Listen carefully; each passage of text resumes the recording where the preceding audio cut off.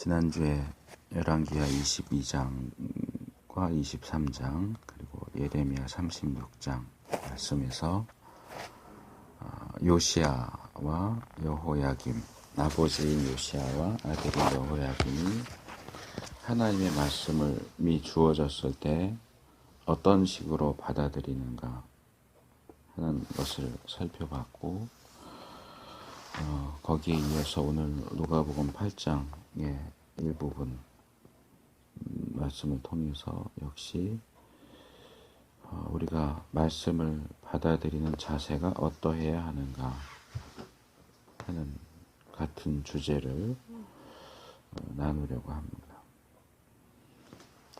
지금 읽은 말씀은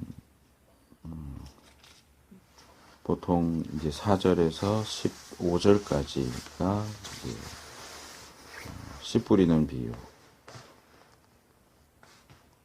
되어 있고, 그 다음에 16절에서 18절은 좀 다른 등불을 켜서 어디다 두느냐 하는 그런 내용, 그 다음에 19절에서 21절은 예수님의 어머니와 동생들이 찾아왔는데 어떻게 하셨는가 하는 내용, 이렇게 셋으로 나눌 수 있겠지만 이 내용들을 자세히 살펴보면 여기까지 또는 이어지는 뒤의 내용도 같이 연결이 될 수 있겠지만 같은 주제를 지금 계속 다루고 있다 하는 걸 볼 수 있어요. 이 씨 뿌리는 비유는 먼저 5절에서 8절이 예수님이 비유로 말씀하시는 부분이고, 제자들이 그 의미를 물었을 때 10절에서 18절 부분이 그 비유를 10절에서 15절까지가 그 비유를 설명하는 내용이지만, 여기 보면 16절, 17절, 18절이 이 비유에 대해서 설명하는 내용에 계속 이어지고 있다. 이어지는 내용이다. 상황이 바뀐 게 아니고 지금 비유에 대한 설명을 하시는 중에 마치 그 결론처럼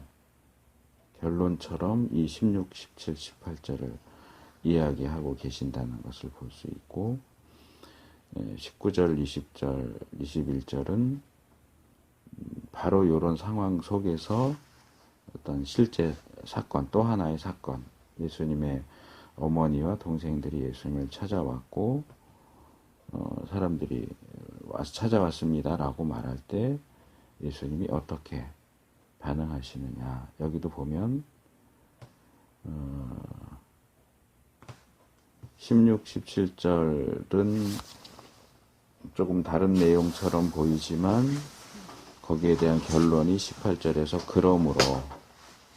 그러므로 너희가 어떻게 듣는가 스스로 삼가라 하는 말씀으로 연결되고, 19절, 20절에 모친과 동생들이 찾아온 상황에 대해서 예수님은 내 모친과 내 동생들은 곧 하나님의 말씀을 듣고 행하는 이 사람들이다. 말씀을 듣고 행한다는 얘기가 다시 결론으로 제시되고, 이 씨 뿌리는 비유에 대한 부분들도 비유 부분을 보면 우리가 잘 아는 부분이지만 내용이지만 이 비유의 결론 부분을 보면 8절에 이 말씀을 하시고 외치시되 들을 귀 있는 자는 들을지어다. 또 듣는 얘기가 또 나와.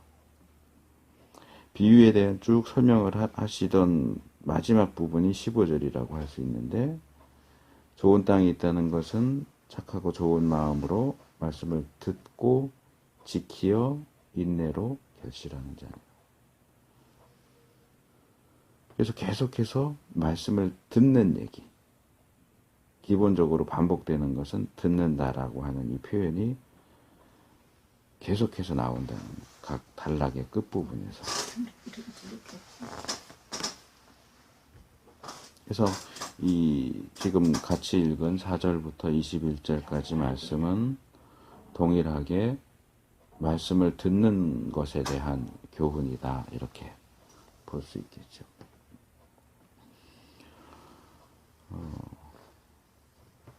우선 비유 부분을 보면 뭐 이 부분은 뭐 내용이 그렇게 어렵지 않아요.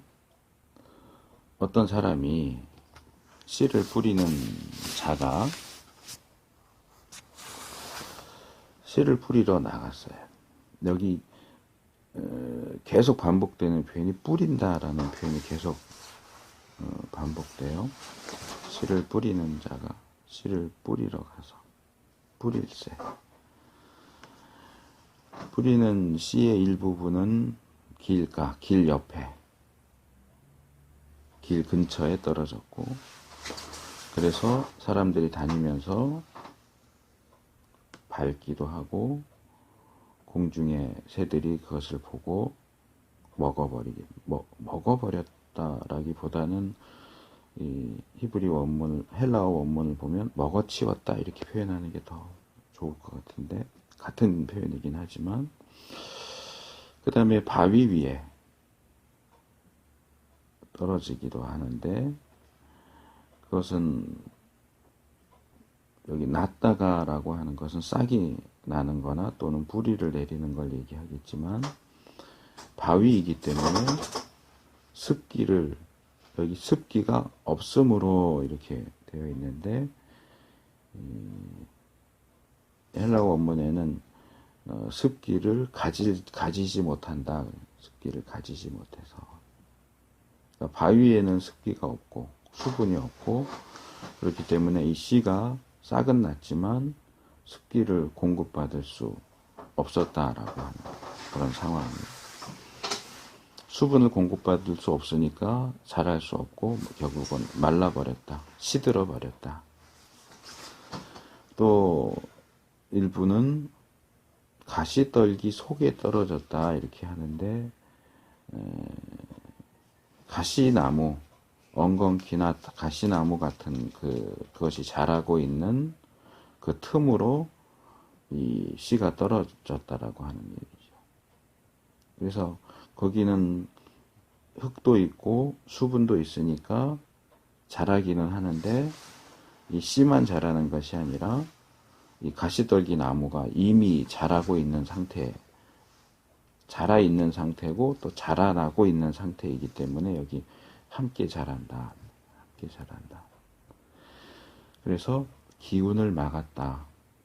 이 기운을 막았다라고 하는 표현이 좀 재밌는 표현인데, 여기 기운이라는 표현은 원래 없어요. 헬라어 표현에. 헬라어 원문에는 없고 막았다. 이 막았다가 크게 두 가지 의미로 사용되는데, 하나가 초크라고 하는, 영어로 초크라고 설명이 되는데, 이 초크가 말하자면 레슬링 기술 같은 거예요. 그러니까 아마 틀리지 않을 거라고 생각이 되는데, 이 한 명의 선수가 자기와 싸우는 선수의 목을 팔로 감아가지고 목을 조이는 거예요. 그게 초크예요. 또는 발로 이렇게 몸통을 감아서 힘을 주어서 움직이지 못하게 한다거나. 그러니까 가시나무라고 하는 레슬링 선수가 이제 싹이 난 이 씨를 목을 졸라가지고 자랄 수 없게 만드는 거예요. 그리고 또 하나는 이제 하늘에서 비가 떨어질 때에 이 비가 이 싹이 난 씨 있는 그쪽에 떨어지지 못하도록 막아버린다. 그러니까 기존에 그 흙에 떨어졌으니까 뿌리를 통해서 수분을 공급받기는 하지만, 이 씨가 떨어진 땅에는 다른 곳에 비해서 수분 공급이 적을 수밖에 없는 거고, 이미 어느 정도 자라난 가시 나무가 있기 때문에 땅에 있는 수분도 이 가시나무가 그 수분을 더 많이 가져가 버리니까 이제 막 싹이 나고 이제 막 뿌리를 내리는 이 씨로서는 충분한 수분 공급을 받을 수 없는 거죠.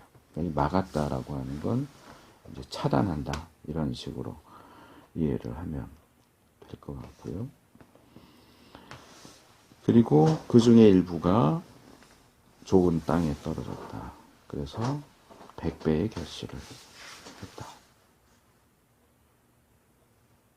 그러니까 이것은 뭐 전혀 새로울 것도 없고 대부분의 유대인들은 다 알고 있는 아주 일반적이고 보편적인 내용이에요. 우리한테는 조금 생소할 수 있지만 뭐 그쪽 이스라엘 쪽도 땅이 넓은 건 아니지만 우리나라도 땅이 넓지 않기 때문에 기본적으로 농사를 지을 때 땅을 갈고 이렇게 고랑을 만들고 이렇게 부분 정해서 이제 씨를 심는 과정을 거치지만 이스라엘의 농사 방법은 우리하고는 순서가 정반대여서 밭이 있으면 밭을 갈고 고랑을 내고 거기에 씨를 심는 게 아니고 그냥 씨를 여기 있는 것처럼 뿌린다는 거죠.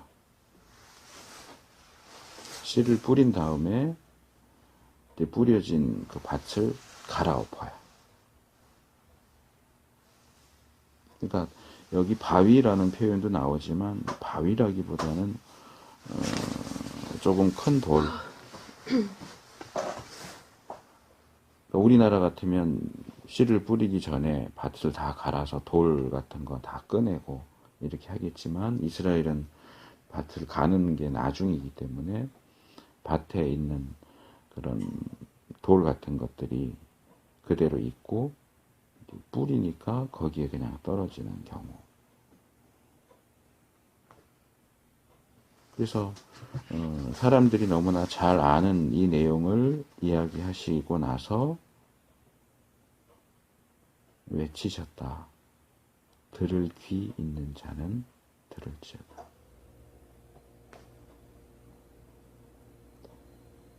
귀는 당연히 듣는 기능을 하는 거고 귀가 없는 사람은 없죠. 물론 이제 장애가 있어서 못 듣는 사람도 있지만 여기서는 그냥 일반적인 표현을 쓰는 거니까 사실은 모든 사람은 귀가 있고 그 귀는 들을 수 있어요. 일반적으로 말할 때. 그러니까 모든 사람은 다 들을 귀가 있는데도 불구하고 예수님은 들을 귀 있는 자는 들어라. 바꿔 말하면 들을 귀가 없는 자도 있고 들을 귀가 없는 자는 이 얘기를 해줘 봐야 듣지 못한다.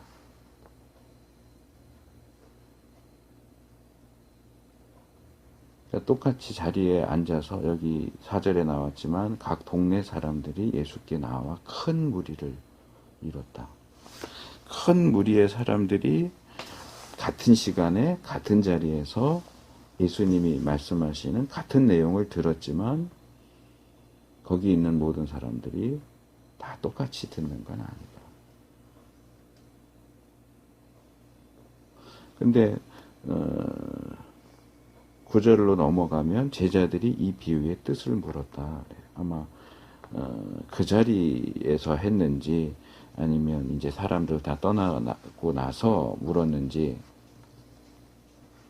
근데 그 이야기의 어떤 분위기나 흐름을 보면 예수님의 첫 번째 대답이 하나님 나라의 비밀을 아는 것이 너희에게는 허락되었으나 다른 사람에게는 비유로 하나니 이는 저희가 보아도 보지 못하고 깨닫지 못하게 들어도 깨닫지 못하게 하려 함이라. 이러면서 이 비유는 이러하니라 하고 설명을 하시는 걸로 봐서는 지금 막 말씀을 큰 무리에게 전하시고 그 상황에서 공개적으로 제자들이 이게 무슨 말씀입니까 해서 설명을 해주시는 것 같지는 않아요. 왜냐하면 다른 사람에게는 이게 허락이 되지 않았다. 그래서 비유로만 말한다 라고 하시는 걸로 봐서는 이 설명은 지금 비유의 뜻을 물은 제자들에게만 주어지는 설명인 것으로 보여요. 근데 여기에 이제 이 표현 중에 그 비유의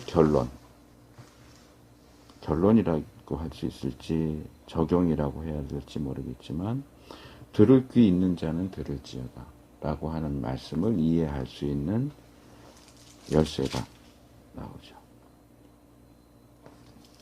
그러니까 결국 들을 귀 있는 자는 누구냐?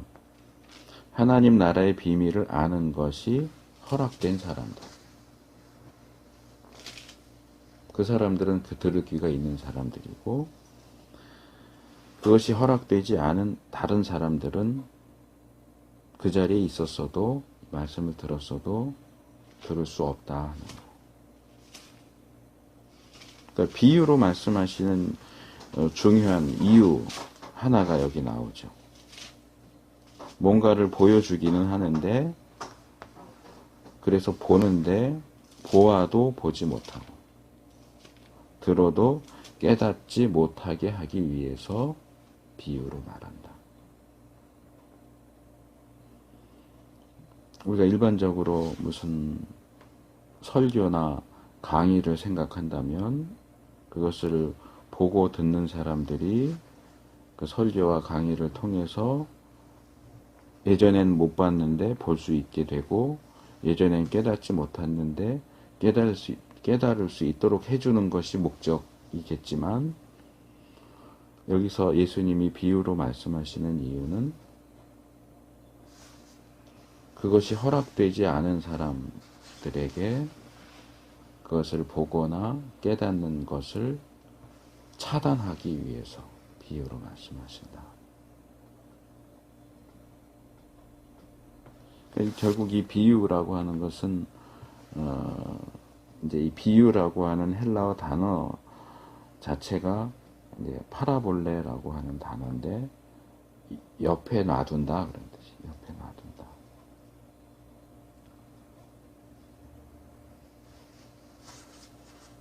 그러니까 이 옆에 놔둔다라고 하는 거는 뭐냐 하면, 어떤 물건이 있는데 그게 뭔지, 어디에 쓰는 건지, 어떻게 쓰는 건지를 모를 때, 우리가 모르는 물건이 있을 때 우리가 잘 아는, 우리가 알고 있는 어떤 것을 그 옆에 갖다 놓는다 그런 뜻이. 비슷한 것을. 근데 원래 놓여 있는 건 우리가 모르는 거고, 그래서 그것과 비슷한 어떤 기능을 하는 것, 근데 우리가 알고 있는 것을 그 옆에다 갖다 놓으면 두 개를 이렇게 비교해 보면서, 아, 이건 내가 처음 보는 거긴 한데 내가 알고 있는 것하고 이런 게 비슷하구나.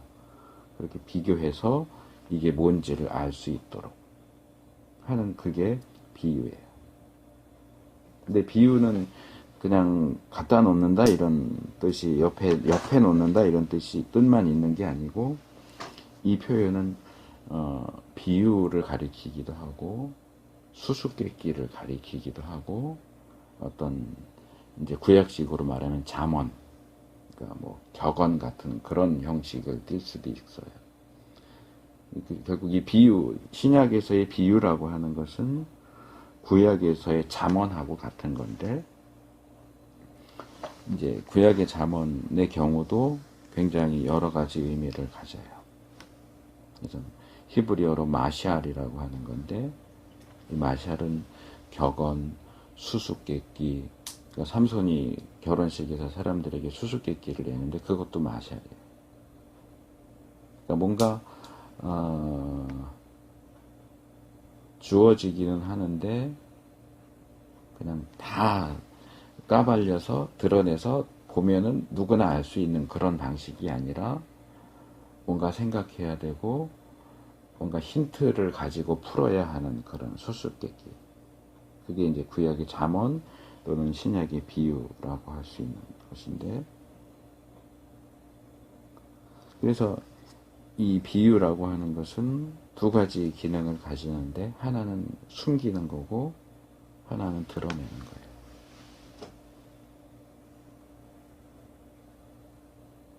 그래서 다른 사람들, 이제 바깥에 있는 사람들, 외인들, 바깥에 있는 다른 사람들에게는 숨기는 역할을 하고, 허락받은 안에 있는 사람들에게는 드러내는 역할을 하는 것이 비유예요. 그런데 이제 흥미로운 것은 너희에게는 허락되었으나 라고 말씀하시기는 하지만 이 너희는 이제 제자들인데 제자들도 이 비유를 들었을 때 그게 무슨 뜻인지를 모른다는 거예요.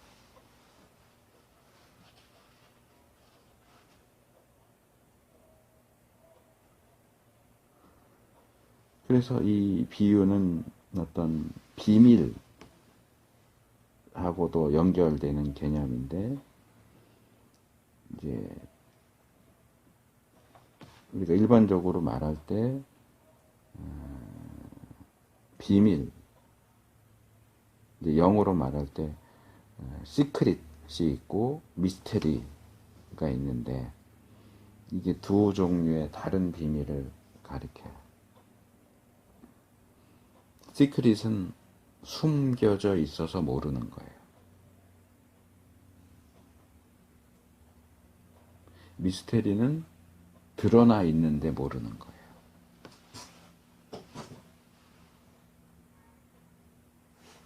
그러니까 시크릿은 뭔가가 덮어져 있고 어디 숨겨져 있고 가려져 있어서 거기에 그게 어디에 있는지 그게 뭔지를 모르는데 그것을 이렇게 덮었던 것을 치우면 그래서 치우고 나서 그것을 보면 누구든지 아 그거 하고 알 수 있는 것이고 미스테리는 숨겨져 있지도 않고 가려져 있지도 않는데 눈앞에 있는데 그걸 보면서도 그게 뭔지 또는 그게 뭘 가리키는 건지를 모르는 게 미스테리예요. 그러니까 탐정소설 같은 데 나오는 그런 것들은 시크릿이 아니라 미스테리인 거죠. 사건 현장이 있고 거기에 어떤 단서들과 증거들이 있는데 보통 사람들은 봐도 그게 뭘 의미하는지를 몰라요. 거기 범인을 가리키는 중요한 단서가 눈앞에 있어도 그것과 범인을 연결시키지 못하죠. 근데 이제 그 탐정은 뭐 셜록 홈즈나 이런 사람들은 그런 걸 보면서 그 미스테리가 뭔지 이게 뭘 가리키는 건지 뭘 의미하는지 무엇을 뜻하는지를 찾아내죠. 여기서 말하는 비유는 시크릿이라기보다는 미스테리라고 할 수 있어요. 누구나 알고 있는 씨 뿌리는 과정, 그 씨가 어떻게 되는가 하는 것을 얘기하는데 허락되지 않은 외인들도 무슨 소리인지 못 알아듣고 허락을 받은 제자들도 무슨 소리인지를 못 알아들어요. 그래서 복음서에 보면 이 씨 뿌리는 비유가 예수님이 가장 처음 말씀하신 비유예요. 그리고 이 비유만은 아니지만 여기서 예수님이 이 비유 이제 9절 이하에 10절부터 설명하는 내용, 뭐는 뭐고 뭐는 뭐고 하는 것이 그 이후에 주어지는 비유들을 해석하고 그 미스테리를 풀 수 있는 아주 기본적인 힌트라고 할 수 있어요. 그 이후에도 제자들이 예수님이 비유로 말씀하실 때 금방금방 알아듣는 건 아니지만 이제 몇 번 더 예수님이 비유를 말씀하시면 제자들이 이게 무슨 뜻입니까? 물어보면 또 설명해주고 그러는 과정들이 몇 번 더 나오지만 조금 더 지나면 예수님이 비유로 말씀하실 때 지금처럼 항상 이거는 무슨 뜻이다라고 설명해 주시지는 않아요. 아마 이제 예수님이 이제는 힌트는 충분하게 줬다. 이제 너희가 알고 있는 것으로 충분히 이 비유의 말씀을 풀 수 있다라고 판단을 하셔서 그런지 아니면 그 이후에도 설명을 해주셨는데 기록을 안 한 건지 그건 우리가 정확히 알 수는 없지만 그래서 이 씨 뿌리는 비유를 이해하는 것은 예수님의 비유의 말씀을 이해하는 데 있어서 굉장히 중요한 열쇠가 된다.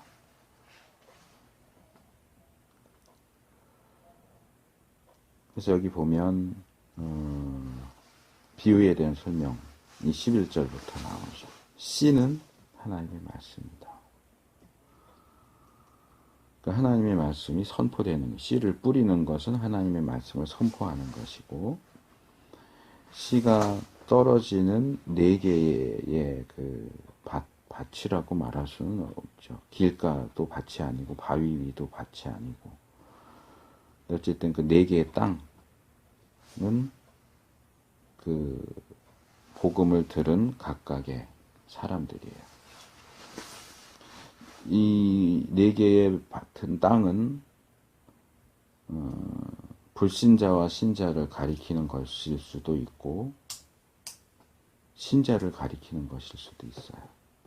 이제 보통은 이제 뭐 여기 길가라든가 그런 경우는 이제 불신자를 가리킨다고 많이들 설명을 하지만 꼭 그런 건 아니에요. 자, 길가에 있다는 것은 말씀을 들은 자다.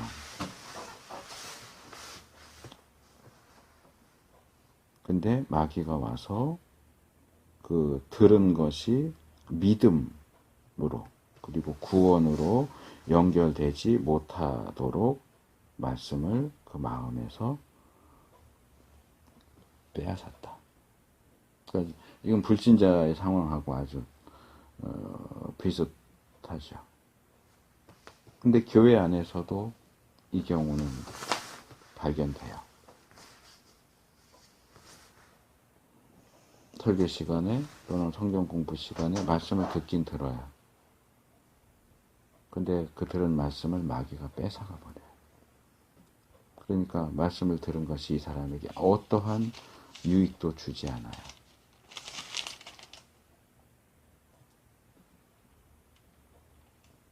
그러니까 교회 와서 예배에 참석하고 말씀을 듣는다고 해서 다 자동적으로 말씀이 주는 유익을 얻을 수 있느냐?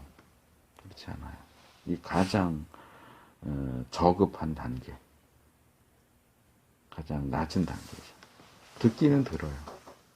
왜냐하면 귀가 있으니까 소리가 들리면 그냥 듣는데 이게 마음으로 오는 것도 아니고 머리로 오는 것도 아니고 그냥 그냥 소리일 뿐이에요. 그것이 내 생각을 자극하지도 않고 내 감성을 자극하지도 않고 뭐라고 떠드냐 그냥 그러고 있다가 가는 거예요. 그게 길가예요. 길가 같은 마음을 가진 사람들이 많아요. 불신자들만 그런 게 아니고 교회 다니는 사람들 중에도 길가와 같은 마음 상태인 사람들.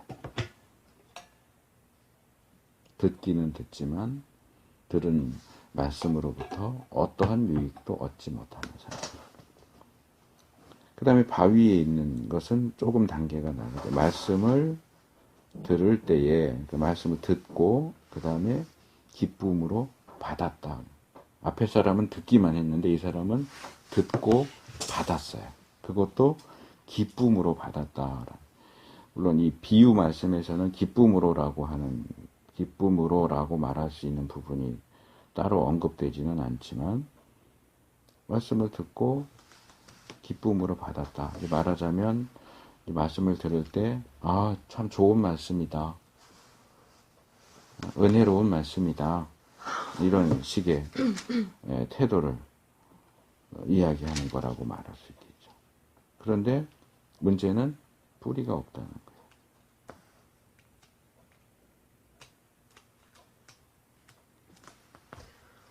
그래서 잠깐은 믿는데 이제 싹이 나오는 수준, 잠깐은 믿지만 시험을 받으면 배신한다. 그냥 떠나버려요. 그러니까 어떻게 보면 이 사람은 믿는 사람처럼 보여요. 또 여기 잠깐 믿었다라고 또 돼 있고 기쁨으로 받았다고도 되어 있으니까 뭐 말씀을 들으면서 눈물을 흘릴 수도 있고 감동을 받아서 마음이 뭉클할 수도 있고 또 그 말씀을 들으면서 내가 이렇게 해야지라고 결심을 할 수도 있어요. 그걸 우리가 나쁘다고 말할 수는 없겠죠. 근데 문제는 뿌리가 없다는 거예요. 믿음의 견고한 뿌리가 없어요. 그냥 감정적으로 순간적으로 반응하는 거지 어떤 시험, 어떤 유혹, 어떤 문제가 발생하면 곧바로 버려요.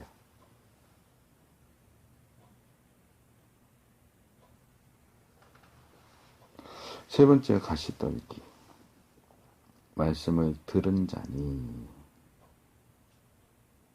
지내는 중, 지내는 중, 살아가는 중에 또는 말씀을 듣고 이 사람 여기부터는 확실하게 믿는 사람이라고 말할 수 있을 텐데 이생의 염려와 재리, 이익이죠. 재물, 그 다음에 일락, 쾌락 그런 것들에 기운이 막혀. 그런 것들에 목이 졸렸을 때, 그런 것들에 궁지에 몰렸을 때 제대로 어떤 역할을 하지 못하는 거죠. 결실을 하기는 하지만 온전히 결실을 하지는 못한다. 그러니까 비유에서는 사실은 막혔다라고 하기 때문에 잘할 수 없는 상황인데 여기서는 온전히 결실하지 못한다. 그러니까 말하자면 쭉정이 알곡을 맺는 경우는 드물고 대부분 뭔가 생기기는 하지만 쭉정이 양분 공급을 제대로 못 받으니까 비실비실하고 믿음이 없는 건 아닌데 교회는 다니는데 이게 그리스도인다운 삶을 살지는 못하고 그렇다고 안 믿는다고 말할 수도 없고 명목상의 그리스도인.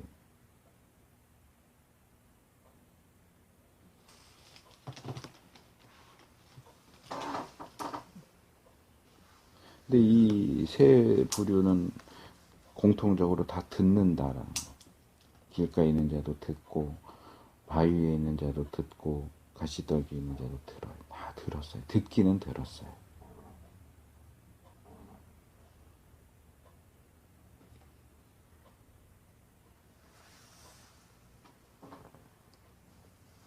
여기서 우리가 다시 생각할 수 있는 게 예수님이 들을 귀 있는 자는 들을지어다라고 말씀하시는 게 과연 뭘까? 아까도 말했지만 사람은 대부분 귀가 있고 그 귀는 대부분 들을 수 있기 때문에 다 들을 텐데 왜 들을 귀 있는 자는 들어라라고 말씀을 하시느냐.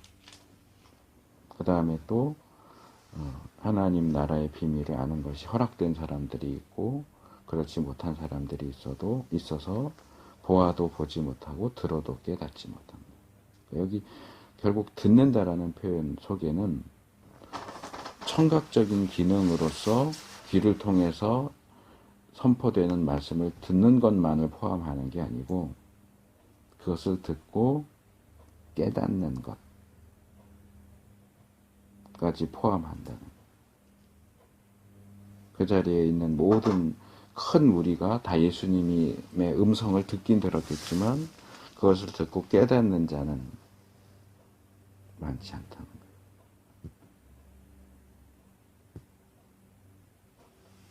그래서 마지막 좋은 땅에 있다는 것은 착하고 좋은 마음으로 말씀을 듣는다. 그러니까 여기서 사실 이게 가장 핵심적인 부분이라고 할 수 있는데 세 가지가 이야기되고 있어요. 첫째는 듣는다. 둘째는 지킨다. 셋째는 결실한다.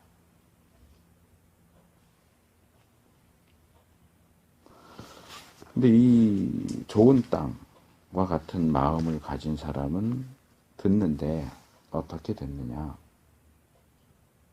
착하고 좋은 마음으로 말씀을 듣는다.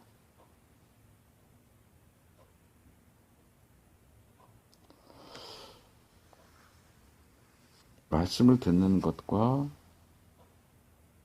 착한 마음, 좋은 마음이 무슨 관계가 있을까?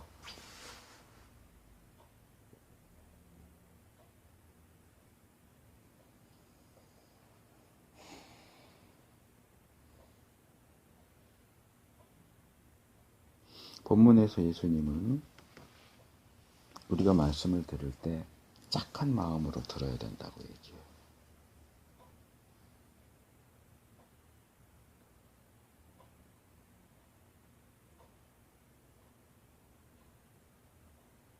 여기 착하다라는 표현은 말 그대로 그냥 착하다 그러면 착하다.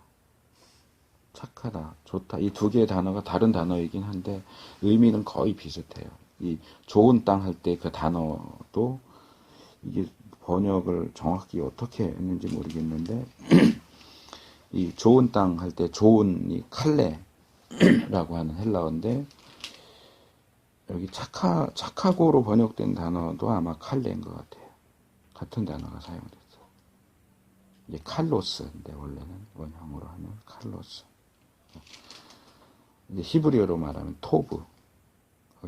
좋다, 선하다, 착하다, 친절하다, 뭐 이런 여러 가지 의미가 복합되어 있는, 그러니까 좋은 것은 다 여기 집합적으로 포함된다고 할 수 있는 단어예요. 좋다라고 번역된 그 뒤에 단어도 거의 비슷한 의미를 가지고 있고.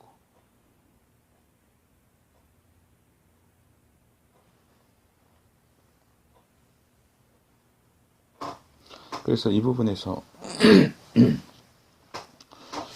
우리가 말씀을 듣기는 하는데 듣고서 깨닫는 데까지 가기 위해서 필요한 게 뭐냐? 착한 마음, 좋은 마음. 그래, 너 어디 어떻게 하나 보자 하고 듣는 마음은 착하고 좋은 마음이야. 아유, 왜 이렇게 시간이 안 가냐? 대충대충 하고 끝내지 하고 듣는 마음은 착하고 좋은 마음이야. 결국 착하고 좋은 마음은 뭐냐? 어린 사무엘이 했던 것처럼 주님 말씀하십시오. 종이 듣겠습니다. 하나님이 나에게 뭘 말씀하시지? 말씀하시면 내가 그렇게 해야지. 내가 뭘 잘못하고 있는지 말씀하시면 내가 고쳐야지. 내가 해야 할 어떤 것을 말씀하시면 그것을 해야지. 준비된 마음, 순종하고자 하는 마음, 듣고자 하는 마음. 말씀이 오면 그것을 쳐내고 반박하고 무시하고 하는 것이 아니라 긍정적으로 받아들이고 그 말씀대로 하려고 하고 하는 그런 마음이 착하고 좋은 마음이다. 말씀을 듣는 내 마음이 착한 마음인가? 좋은 마음인가? 생각해 볼 필요가 있어요. 우리 마음이 길가와 같을 수 있고 바위 위와 같을 수 있고 가시떨기가 있는 곳일 수도 있고 좋은 땅일 수도 있어요. 이 착하고 좋은 마음은 결국 좋은 땅하고 같아요. 어떤 땅이 좋은 땅이에요? 씨가 거기 떨어져서 잘 자랄 수 있는 요건, 조건들, 그런 것들이 잘 갖추어진 땅이 좋은 땅이죠. 좋은 마음, 착하고 좋은 마음은 말씀을 들었을 때 그 말씀이 내 안에서 역사해서 좋은 결과를 가져오기에 가장 좋은 상태의 마음이에요. 그게 착하고 좋은 마음이에요. 그 다음엔 지킨다 그러죠. 들은 다음에는 지켜야 돼요. 이 지킨다라는 표현은 조금 번역이 아쉽기는 한데 이건 계속 가지고 있는다, 붙잡는다 그런 뜻이에요. 그러니까 말씀이 내 안에 떨어졌을 때 이것을 길가처럼 마귀가 와서 뺏어가지 못하도록 그것을 꼭 붙잡고 있는 거예요. 말씀을 마음에 간직하고 있는 거예요. 누구도 내가 지금 들은 이 말씀을 뺏어가지 않도록, 누구도 와서 이것을 시들어 버리도록 만들지 않도록, 내 마음에 이 말씀이 떨어진 상태 그대로 그 상태를 유지할 수 있도록 꼭 붙들고 있어라.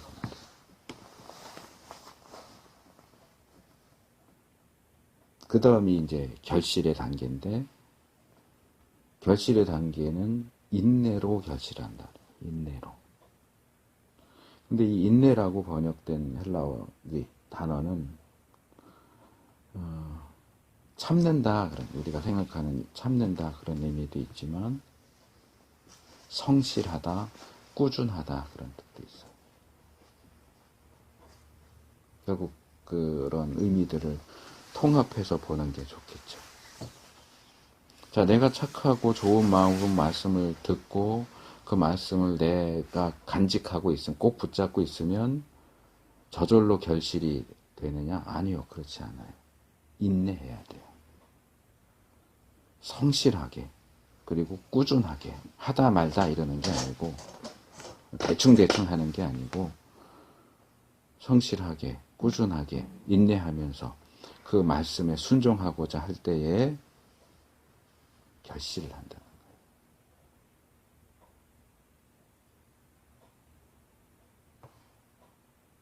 거예요. 내가 말씀 듣고 눈물로 깨달았는데 왜 바뀌지 않지?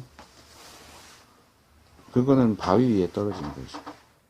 말씀을 들을 때 기쁨으로 받으나 뿌리가 없으니까. 결국 뿌리라고 하는 건 인내하고 연결돼요. 인내로 뿌리를 내려야 돼. 말씀에 뿌리를 내려야 돼.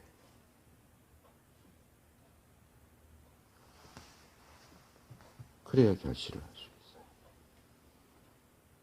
그것도 이 가시떨기에 떨어져서 수분도 양분도 제대로 공급받지 못하면 제대로 결실하지 못한다라고 한 것처럼 수분도 양분도 잘 공급해서 물 잘 주고 비료도 잘 주고 잘 가꿔야 제대로 결실을 할 수 있다. 이 과정, 이 단계를 단순화시켜서 보지 않도록 조심해야 돼요.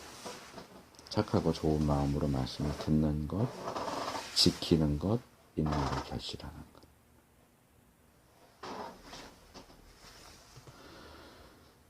그렇게 보면 이제 16절, 17절에 등불을 켜서 그릇으로 덮거나 평상 침대 아래에 두지 않고 등경 위에 높은 곳에 두어서 집에 들어오고 나가는 사람들이 그것을 보고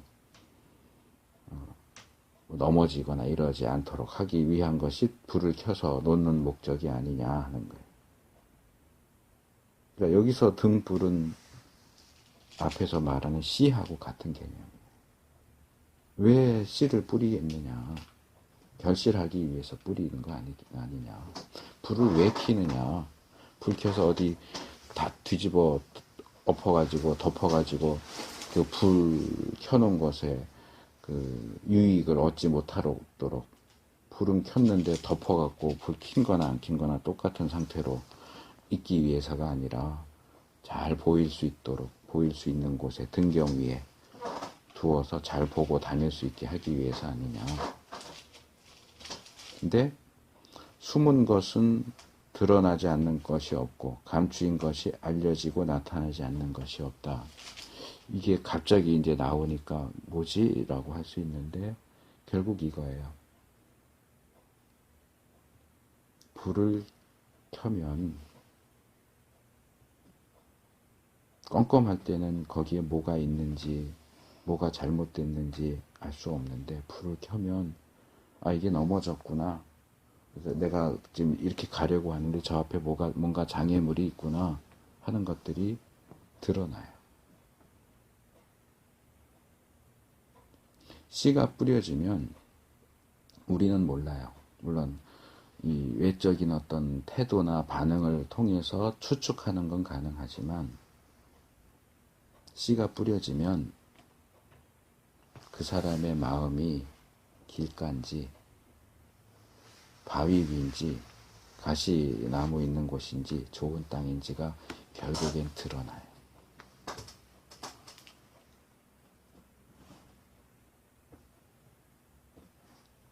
아무리 자기가 좋은 땅인 것처럼 해도 시간이 지나면 아 얘는 자기가 좋은 땅이라고 떠버리고 다녔는데 바위 위와 같구나. 길가와 같구나. 가시나무 있는 곳과 같구나. 라고 하는 것이 결국엔 드러나게 된다는 거예요. 그렇기 때문에 그러므로 너희가 어떻게 듣는가 스스로 삼. 여기 스스로 삼가는 원래 보라 그런 뜻인데 주의해서 봐라. 조심해라. 여기에 그냥 듣는가가 아니고 너희가 듣는가 듣지 않는가를 주의해라가 아니고 어떻게 듣는가를 주의해라. 조심해라. 이 어떻게는 결국 15절에 나오는 착하고 좋은 마음하고 연결되는 거야. 너가 말씀을 들을 때 착하고 좋은 마음으로 듣는지 못된 마음으로 듣는지 무관심한 마음으로 듣는지 아예 처음부터 반박하고 거부할 생각으로 듣는지 봐라. 너 자신을 봐라. 너가 지금 어떻게 듣냐 말씀을. 착한 마음으로 듣냐 좋은 마음으로 듣냐. 누구든지 있는 자는 받겠고 없는 자는 있는 줄로 아는 것까지 빼앗기리라. 착하고 좋은 마음으로 듣는 자는 더 깨닫게 될 것이고 더 결실하게 될 것이지만 착하고 좋은 마음으로 듣지 않으면서도 자기가 좋은 땅이라고 생각하는 사람들은 그나마 나는 이런 것이 있어 너는 없지만 나는 있어 라고 착각하는 또는 생각하는 또는 실제로 그런 가지고 있는 것들까지 빼앗기게 될 것이다.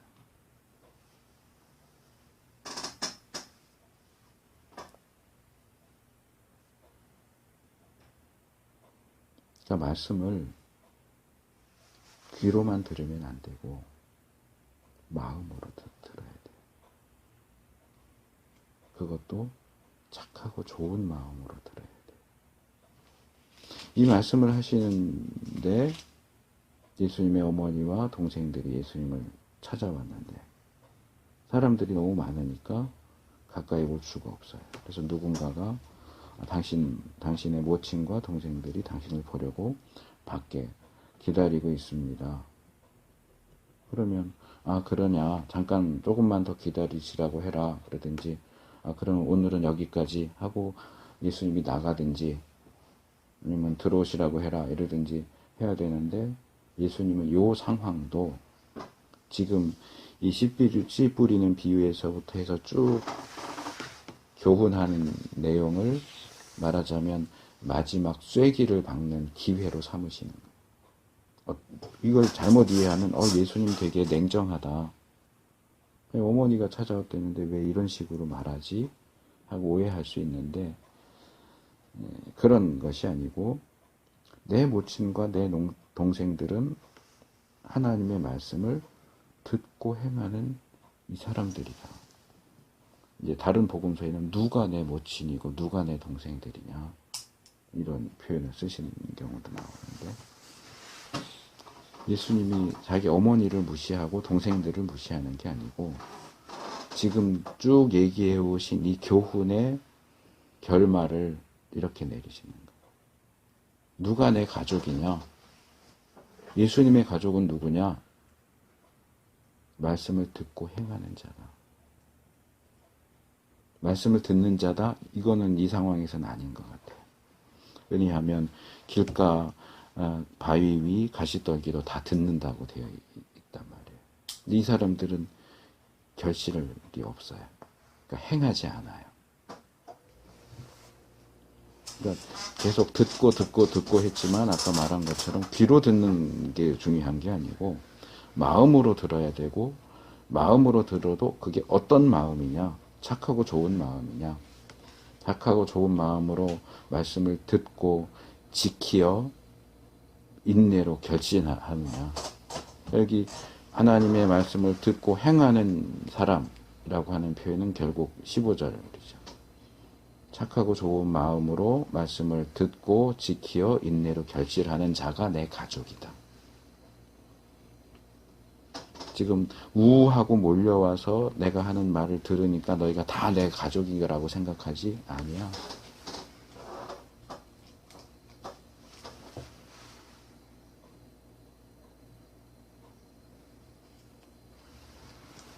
듣고 행하는 자가 내 가족이야. 예배에 참석해서 앉아만 있으면 예배 드린다고 생각하지? 아니야.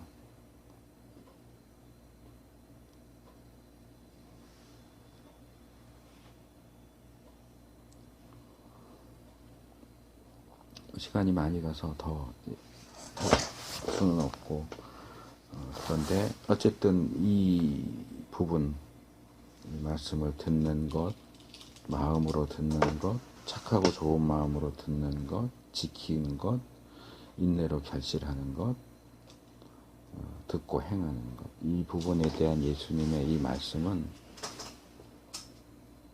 굉장히 중요해요. 우리 기독교 신앙에 있어서 아주 기초적이면서도 결코 빼뜨리면 안 되는 아주 중요한 부분입니다. 교회 나간다고 다 교인이 아니고, 예배에 참석한다고 해서 다 예배를 드리는 게 아니고, 말씀을 듣는다고 해서 다 말씀을 듣는 게 아니에요.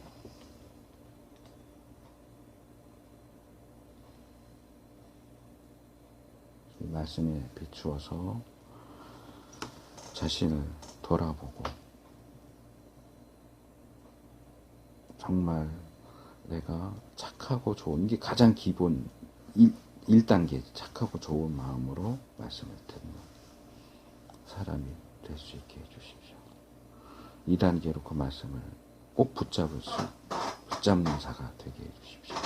3단계로 인내로 꾸준하게 성실하게 말씀에 순종함으로 결실하는 자가 되게 해주십시오.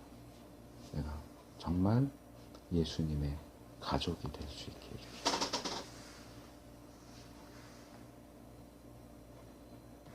기도하고 순종하는 우리가 될 수 있기를 바랍니다.